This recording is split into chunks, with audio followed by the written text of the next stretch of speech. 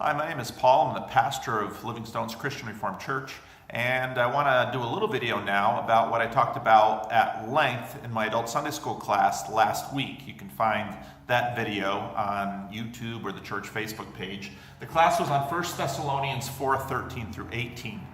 This is a rather important passage where Paul addresses the concerns of the Thessalonian church who are wondering and anxious about their loved ones who have died before the return of Jesus Christ. This obviously isn't an issue that only those people back then deal with. Many Christians today ask a similar thing. If you read the passage, you'll discover that the heart of the passage is about these people are with the Lord, meaning they are with Jesus. Now, this is something you'll hear at funerals, but I want to draw a little bit of attention to what's behind this for Paul and why this makes a difference. Before I do that, I want to first talk about our own culture. Because when we read a passage of the Bible, we filter it through our own ideas and conceptions. And when I talk to people about, say, what happens after death, people filter it through their own ideas and develop pictures about it. You can find these in TVs and movies. The Good Place is a recent TV show about life after death. Also, Black Mirror Season 3, Episode 4 has some very interesting ideas about some computer possibilities about life after death. But what I find in American culture is that we tend to imagine the world as systems. When we were in grade school, we were taught to line up. And when we deal with government bureaucracies, we have a social security number and we have a name and there's a big list. And so we tend to imagine things like this. And so if you think about this as the world, you might think that, when people die, they kind of go into a hopper. And then many people think, well, there's some sorting apparatus and good people go to a good place and bad people go to a bad place. And actually, this isn't too far off some of the ancient Greek ideas. The people in the Thessalonian church obviously had their ideas from their culture that they brought to the conversation. And when you look at what Hades was for the Greeks, or even Sheol to a certain degree for the Hebrews as well, there were often varying degrees of reward or punishment based on how you behave during your life. And again, many Hollywood movies will have elements of this and ideas like this. And this, I find, is what people kind of have in their heads. It's kind of their assumptions, what they think about. And they usually, when they consider themselves better than average. And maybe their neighbor who lets their dog go on their lawn, they're worse than average. Hitler, Stalin, and politicians you don't like are here. You and your friends and people you do like are there. And that tends to be the kind of the ideas that people walk around with.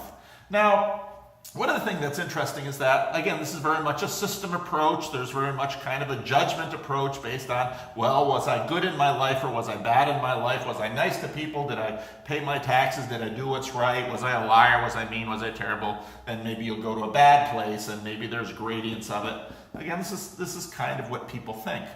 Now, I want to get back to the Thessalonian passage because it's really quite important. The first thing to notice is that Paul first puts this in the context of the resurrection.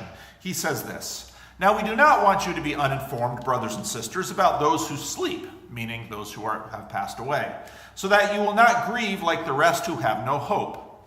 For we believe that Jesus died and rose again, so also we believe that God will bring with him those who have fallen asleep as Christians." So right away, the idea of the second coming comes in. And what you'll notice in this passage is that believers are kind of split, or those who are dead in Christ are kind of split. They're kind of both coming from on top with Jesus, and they're rising from the bottom early from the other side. But that's not the thing I want us to pay attention to. What's central to this passage is that the believers in Christ are united with Christ. And that's a really important theme for Paul. That one of the things that is true of Christians is that we are in Christ and we are united with Christ. Now again, this isn't kind of like the system assumptions we have about some big sorting apparatus and maybe a Santa Claus thing where you're naughty or nice. Those who are united with Christ, this means all kinds of things for their life. And this means also something about their death. Because the main idea, again, Paul reminds us of the resurrection, is that what happens on Easter Sunday is that Jesus is stronger than death. Jesus breaks the power of death so that those who are united in Christ, although they die, they are not separated from Jesus.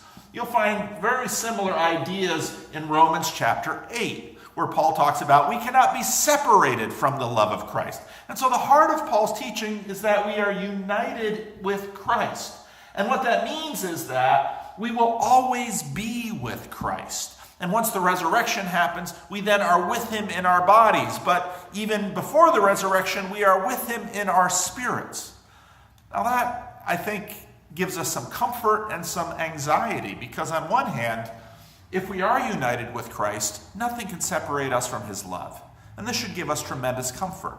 It gives us anxiety for those who are not united with Christ.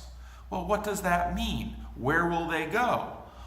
Paul says, we do not want you to be ignorant like those who have no hope.